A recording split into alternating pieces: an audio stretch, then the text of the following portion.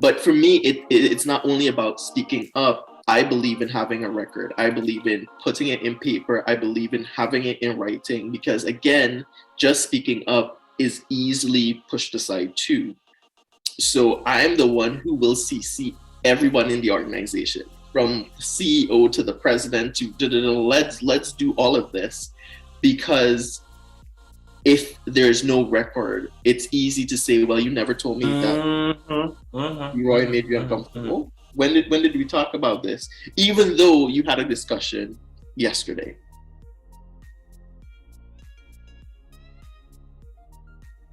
Yeah, I love it. And I think similar to what you said there before, and again with like office culture, work culture, planet culture, it would be very, very easy for you to send that email, make that report, and then Jackie from accounting come and take you, how you gonna report Leroy?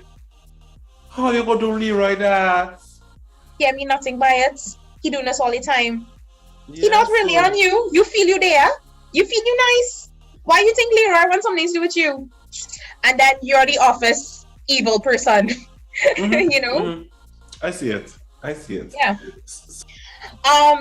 So as a professional and as a female professional, I'm also an influencer content creator, and I do show up on social media in different things, right? So I do bikini content sometimes, I do fitness content sometimes. Do you think, and this is a very controversial topic because some people say no, some people say yes, modern women are advocating that no, we can do both. Do you think showing up as a model takes away your professionalism, or should take away from your respect in a professional environment? Absolutely not. And that, oh gosh, I love the Caribbean. Let me start off saying that. I love where I'm from, blah, blah, blah, blah, blah. The Caribbean is filled with a lot of myopic people. Yeah.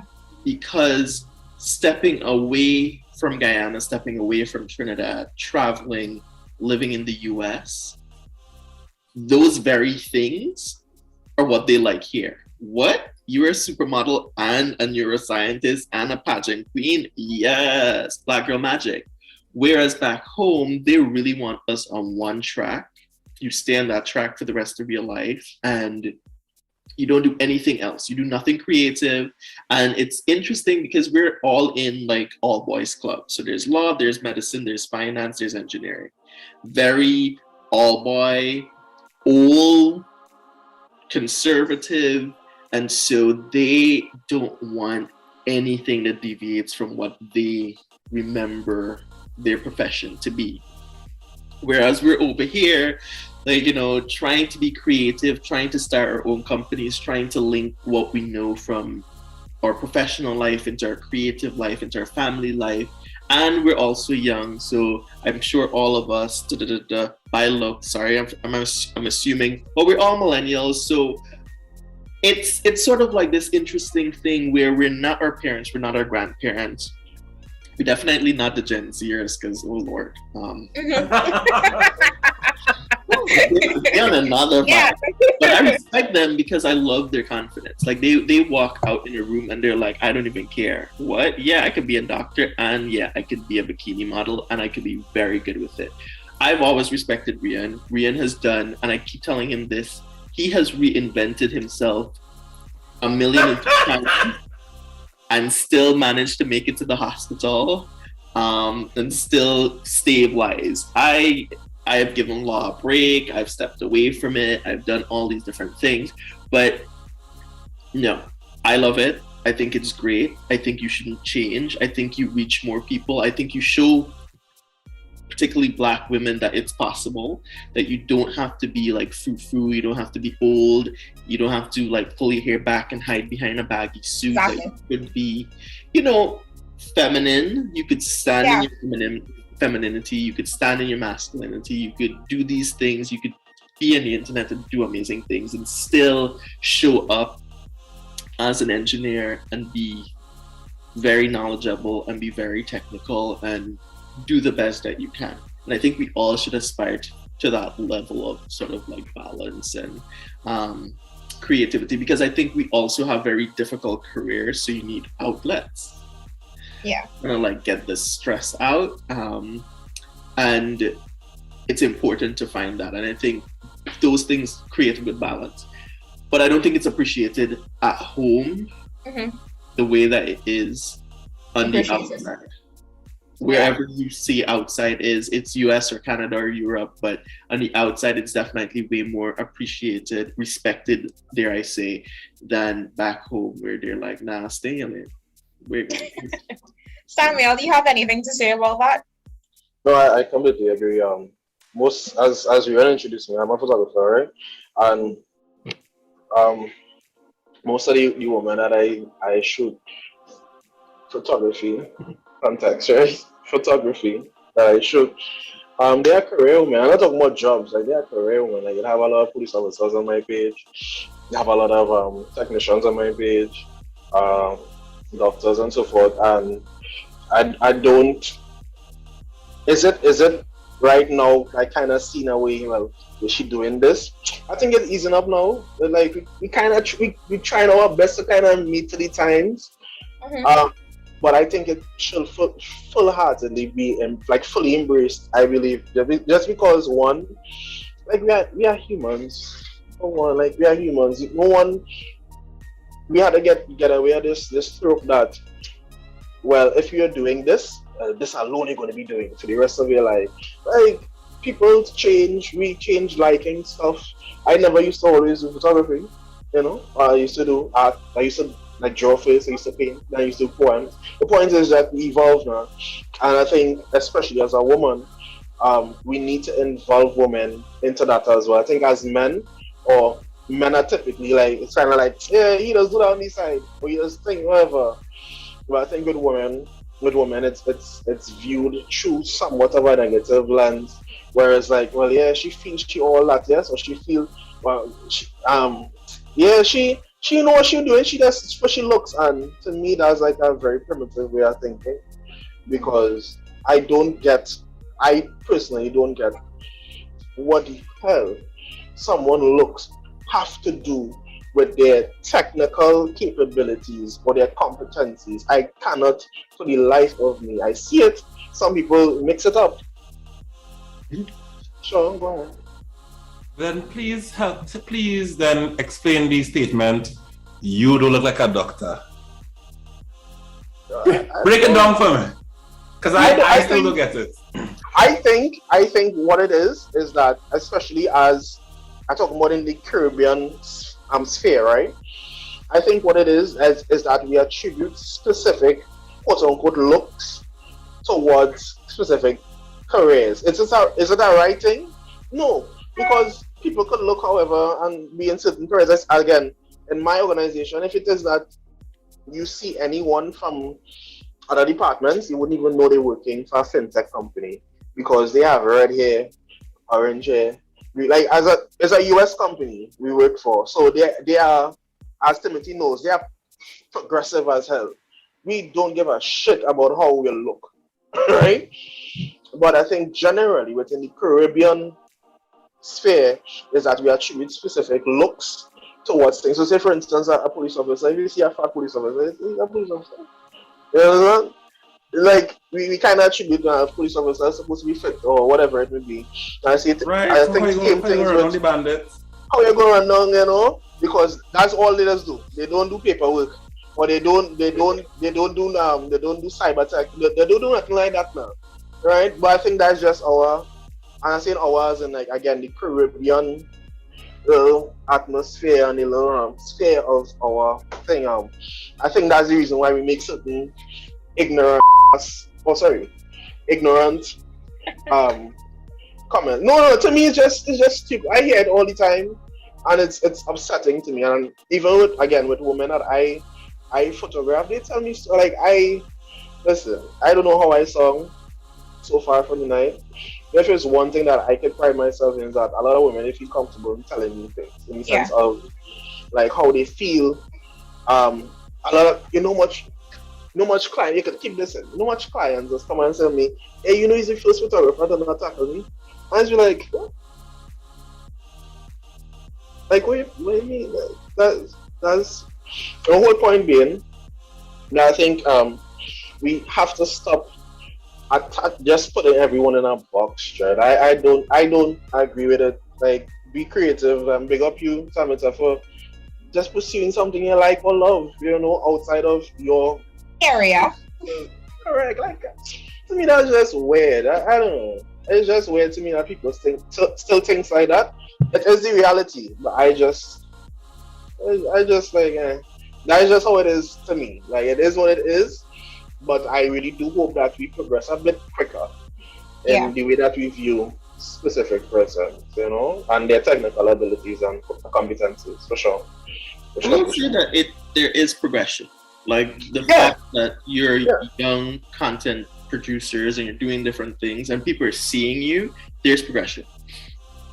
I think a lot of it still has to do with age. So there's still certain professions where it's young and it's fun and it's interesting. So if you're a young person within the profession, it's fine. But for a doctor, for an engineer, for a lawyer, for someone in finance, they equate years of service with knowledge and experience. Yeah. So if I'm coming to a doctor, I expect you to have all of this years. I don't expect someone who's 20-something years old. You know what I mean? Mm-hmm. And that's what they're talking about when they're like, oh, you don't look like a doctor. I got that all the time, especially when you have clients or patients who could be your parents or your grandparents. Mm-hmm. And they make it very known, like, oh my God, you're like my grandson. Okay. How can I help you? It's a constant battle. It's a constant battle. Because when I practice, I'm almost done. When I practice, I got that question in the form of, are you a real lawyer? And almost everyone who walked into, and I don't think that I look particularly that young, but everyone who walked into a law firm, because of how I presented and how I dressed and how I spoke, are you a real lawyer? But because I knew it was the Caribbean and you could be a little bit unprofessional, I'm like, no, I'm a fake one, but how could I help you? So you still kind of like banter with them, but you give them the look. You walked into my office and then proceeded to like criticize me because it wasn't what you expected. But we have to keep showing up. You have to keep breaking it down, and we have to keep doing good work, and soon it will change. And unfortunately, for people who look like us, we're not the ones who are in the professions oftentimes. We're the minorities within the minority. And it's the same for the US. For attorneys, I think for Black and African American attorneys, I should say they, because I'm not barred here, but we make up 5% of the attorney lawyer population in the United States. 5. Of all the attorneys in the United States of America, Black and African American are about 5%. And so the same in the Caribbean, where, especially in Trinidad, where access to education and access to higher education at that is just not something that we oftentimes get. And so they're also walking into that space not only because of our youth, but because we're Black. It's like, oh, you spoke to me on the phone? Yes, ma'am. I sure did. No, but Rian, to kind of like add to what Timothy just said. Sorry, Timothy, you can tell me if I'm cutting you off. No, go ahead. Okay, cool. Remember, unfortunately, I mean, I'm not sure how many of y'all from Trinidad. I assume everybody's from Trinidad or been around Trinidad. We have we have a problem. We have a I want to say a crime problem, but blacks are painted in a particular way, and it's from, and I mean, I feel like this is everywhere, but because we're all from the Caribbean, I kind of want to bring it home.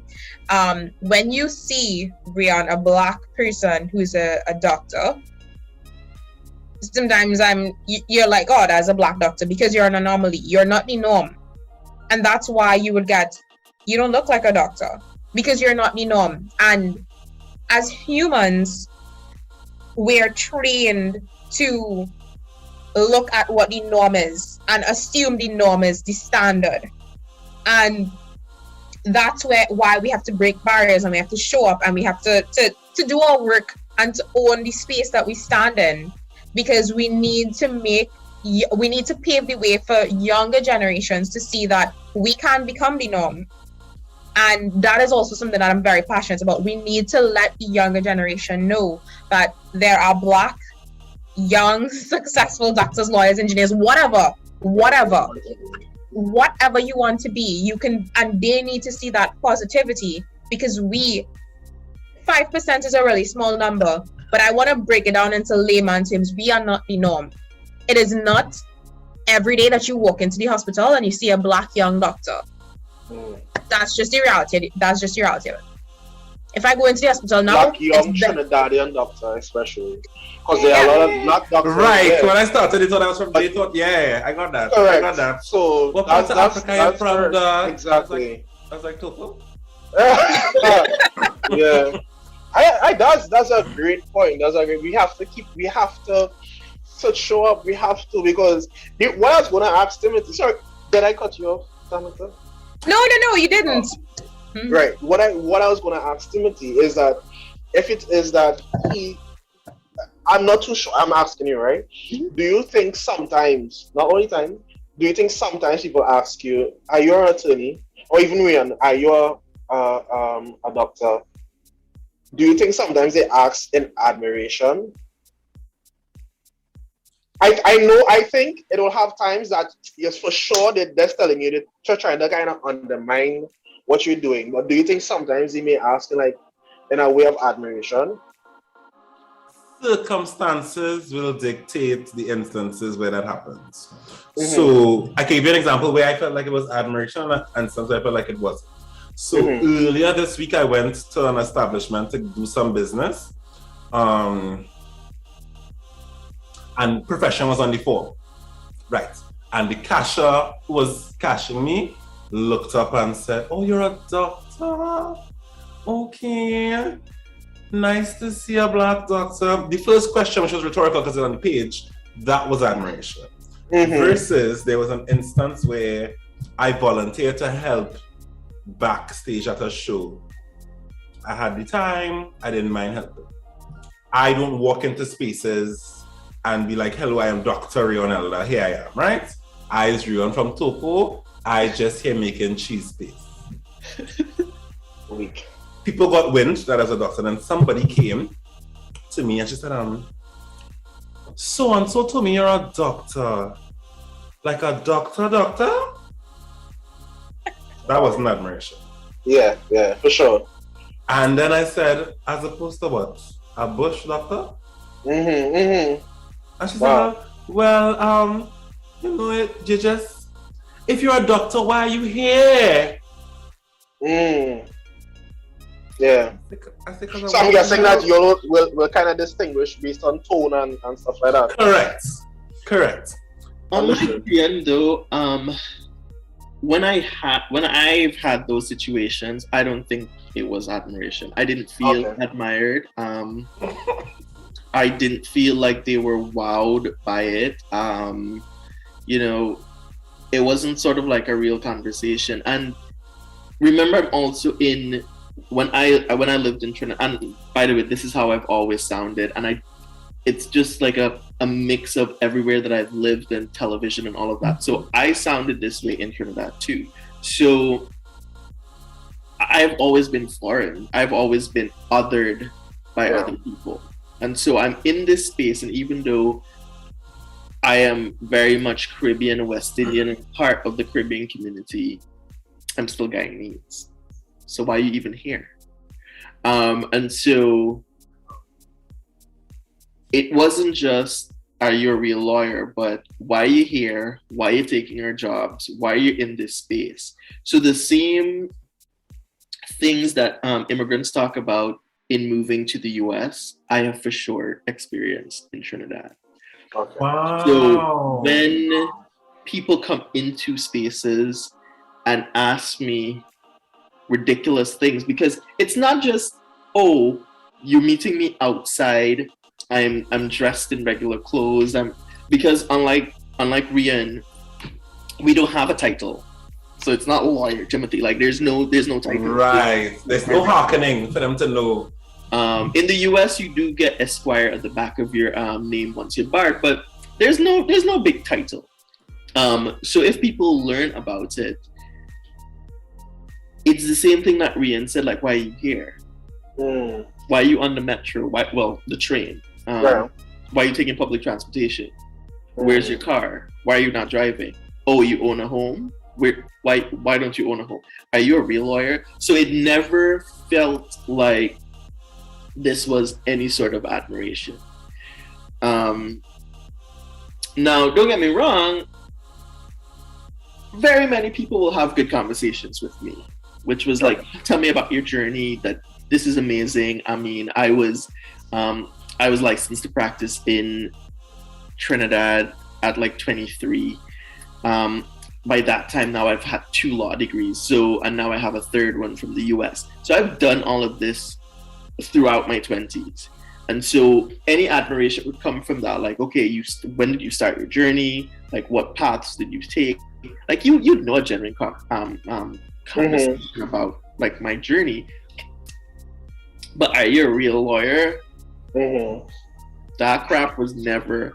And like I said, I got that when they came into my space, or my professional space, my work space. So why are you here? Like,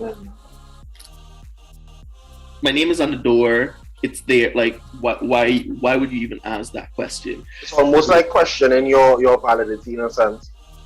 And that is also something that people will do in the Caribbean. So I want to undermine you. I want to remind you that you're young, so that when I tell you that my hourly rate is, I don't know, how many years have I been in practice now? In practice. It's like 8 years. So, oh Lord, like, it's $1,000 an hour. What do you mean? Yeah, every hour you'll pay me this. So all of that is to undermine your work or your value. Oh, you like my grandson? No, Granny, this is not. I'm not. This is not, because then now you want a family rate. No, there's no family rate. There's no pay later. There's no. So it never felt like any sort of admiration. Like, no. That's interesting. It's really interesting. Just to bring like a fresh squeeze of lime or lemon. I should say lemon in like the whole bottle of experiences. Like, I've experienced that too. Especially, again, my position is not commonly held by a young person as I am. I'm only 25. I'm going on 26 this year. And oh, he's the youngest one here. I'm the youngest. You're the Yeah, youngest. you are. How old Okay. when I met you? You're a baby. I was probably about 22 or 23. 22, about 22 when you met me. So we met each other, I should say. Okay. But yeah, it's commonly not held by like young persons, and I have seen kind of both sides of the coin. Fortunately enough, I think I've had more positive experiences. But the reason why I asked the question is because I remember getting a similar question, like, how come you're working here? And I didn't take it like that first. I was like, the same. I was like, I went to school, you know? That was like, again, my knee-jerk reaction. And I answered, and I was like, damn. And it's so interesting that Timothy mentioned the grandson thing, because they said the same thing. I was like, you just as old as my grandson, you know? And it was a guy from New York, used to work on Wall Street. And he was saying, young people don't really like this kind of thing? And I was like, what do you mean? Like, there's mostly young people there, right? And he kept on asking, how come you working here? And again, I felt kind of like, why are you questioning? Like, do you think I had links or some kind of thing? But then he was saying, he said, boy, you wouldn't believe how rare it is to see a black guy interested in what you're interested in right now. He said, I have a grandson. He's about your age. And he don't like anything of the sort of everything now. They don't like sitting down and focusing. And basically, at the end of the conversation, I realized he wasn't asking because he just wanted to tell me, or he was trying to just tell me, well, hey, you shouldn't be working here. It was more of like admiration. And as I said, fortunately enough, I've experienced like most of the responses like that. But I do acknowledge and agree with how, especially again in the Caribbean, mostly how we try to marginalize certain, especially age groups. For all those who don't know, I originally from South. And the only reason why I came up here is like, no, not the only reason, but one of the biggest reasons I came up here was literally because of the thought or the thinking processes in South Trinidad. I can tell you that from now. Talk to anybody from South. Anyone who is in a position higher than middle management, right? You can tell me most of it, 9 out of 10 times, anyone who is over middle management is over the age of 30 something. Yeah. Because they don't believe that someone younger could have the tenacity to make a specific type of decision or to properly, manipulate specific either task or numbers and so forth to get a specific result. So that the thought process behind, again, and just this is my experience in South, it's one that only age will get you that, not your merit. And I think, especially as young people, as black people, I think we need to, I would say, as older black people, I would say they need to understand that when you put someone in a box, they can only grow as far as the box. Mm-hmm. My manager, again, he's my manager, but he's like just my normal colleague. Most of the things that we do, most of the things that we do is things that he kind of supposed to do in a sense, but he gives us certain leeway or specific freedom, and he said it for himself. He say it's not because I'm lazy or because I don't, and he's nothing close to lazy. But he was like, how else are they supposed to know how to do this? How else is supposed to build an experience? How else?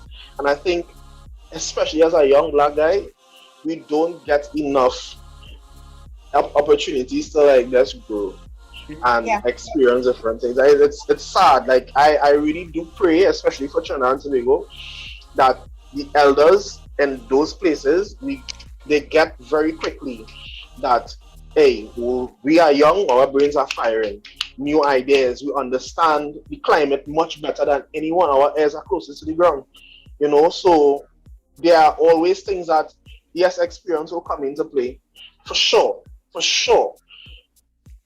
However, there needs to have some sort of avenue in order to like bring through and have a smooth transition between the young and the old, the experienced and inexperienced, the knowledgeable, but the wise, but the knowledgeable. Because one thing to be wise all day. But if you don't have that correct knowledge, how are you going to be wise accurately? Especially in specific fields. Let's say like a doctor, medicine, you can tell me, we are in medicine changing every day. There are so many advances every single day to medicine. And it's very interesting. I wish I did medicine. I honestly wish I did. Because it's amazing to me. You understand? Mechanics field, I'm sure there are new, yes, it may have like certain cemented aspects and certain things that I'm not too sure about. Too much. But I'm sure I have certain things that's cemented. But I'm sure that every single day there's a new system being thought of, being built. There's a new process, and the persons who are the most open to that change is going to be young people. Agreed. You know, so it really is sad, this whole topic. To me, I kind of take it sad because I think, like, just even the government, the way that the country is like a testament to not allowing young persons to kind of just spread their wings. Absolutely. Yeah, for sure. Oh, sorry. Yeah. No, go through. Okay.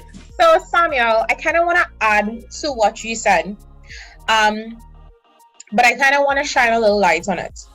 I think it's important to look at human behavior through the lens of looking at humans as humans. And what I'm gonna elaborate on that, right? So you said that we like managements to be older, blah blah blah, right? And not blah blah blah by invalidating what you're saying. I just don't feel the need to repeat it. Like, you don't have to censor yourself with me. I'm fine. Trust me. You don't have to. Etc. You don't have Etc. to. Yeah. It's important to know that humans like to feel important. And if I am if I am 50 and all I have is my 50 years old, not 50, 30 years of experience, Yeah. I am going to I need to make myself feel important. And I feel like what we're battling is the human ego. And For sure. unfortunately, Trinidad and the Caribbean, we're still, that generation, they have such fragile egos. And Timothy said something, we're millennials and we're able to take constructive criticism. We're able to sit in spaces for the betterment of everyone. And I feel that that's something we've evolved. Our generation has evolved. That's something I appreciate about millennials. But that generation, they have very fragile egos, and they're going to do whatever they can to ensure that what the knowledge they have makes them important. And that's why they're so catty, and that's why they're so resistant to share, because it's a very human quality. They just want to feel important. They just don't want to be replaced. Because if you come with your 4.0 GPA and your brilliance and your bright ideas, you are going to very quickly make them, I don't know, just like replaceable. Like you don't need them. Then yeah. So I feel like we're looking at a very real problem, but we need to look at the very human aspect. We need to figure out how we're going to make these people still feel like they're important, because that generation needs to feel like they're important, but still making space for our generation to bring our future thinking, I don't know, qualities to the fore. But yeah, I see Timothy has something to say. I feel like I struck something in his mind. Go ahead, Timothy. Yes, Timothy. You all are striking things, which is good. And it's a good discussion, because that's one of the many reasons that I left. And for me, my superpower is perspective. So I've moved around to different places. But one of the main reasons for leaving the Caribbean space is that unwillingness to share the slice of the pie, because mentorship was something that was very difficult to acquire. I was always like craving mentors, someone in that same generation with the fragile egos to say, hey, let me take you under my wing, let me teach you, and it wasn't happening. And I think as millennials and even the generations after us, we're more concerned about creating more pie. It's not just about hoarding one slice, but we're creating more pie. We're bringing people together. We have our fragilities too, but it's not the same. And we're able to, like you said, bounce back because we've evolved from our parents and our grandparents. I got tired of striving to get a seat at their table, because that's what they want.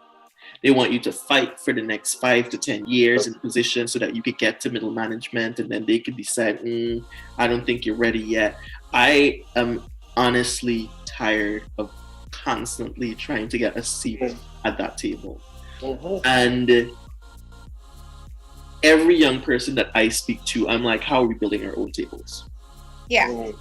Because wanting their validation, having our mommy and daddy issues, because that's essentially what it is, wanting their validation to just bring us in and like say, yes, come on, it's no longer working. And it's putting us in places where we're just kind of stuck in the middle. There's no compromise. Companies aren't growing. They're not developing. We're fighting with our new ideas. They want to keep all their old ideas. And then we're just kind of stuck in the middle. And then you look up and 5 years later, you're kind of still in the same position, wondering, but how come nothing happened? And so for me, the chord that was struck is, I'm a solutions person. Like, I've heard these problems, and I've heard these problems in the Guyanese context, the Trinidadian context, how do you say it? How do you merge Trinidad and Tobago? Tringonian context, because we cannot. Just one momentum. You're on mute. We're not hearing you. Sorry, I muted to switch. My Bluetooth headphones died. Oh, gotcha. Yeah. In that context, and I also see it in the US context. And, I don't want to be that person who just trumpets the US, because they too have their problems. But they're able, and the US in particular, not just the North, not just the developed world, quote unquote, but the US in particular has been able to like reinvent themselves all the time. They're like the developed country that was behind everyone else, so they always feel like they have to fight to be ahead of like Europe, and they are constantly evolving. And that's what I like about this space. We still have the same problems with people trying to hold on to power forever and a day, but being in this space, I've been able to meet so many more young professionals leading organizations, then starting organizations, and then bringing other young people in, other people of color, Black people in particular. I don't even know how to navigate this space like you, Sam and Rian, because you're darker skin. And then that's the whole colorism issue, because I'm slightly lighter, you're slightly darker, I'm from a different part of the world, and people kind of like fetishize things like that, and it's just weird. But I just think that as young people, even back home, how can we collaborate like this, build tables, start companies, use all our existing knowledge? Because we went to school, we spent a lot of money, and so we have a lot of knowledge, and we could put it in a space where it could really, really work for us, and not being afraid to do it, because people here do that all the time from nothing, absolutely nothing. And that's why they talk about like Amazon and Apple all starting in like garages, because they start from nothing and then blow up into something really huge because they took risks. And we're risk takers, and we just need to stop trying to get to their tables and build our own.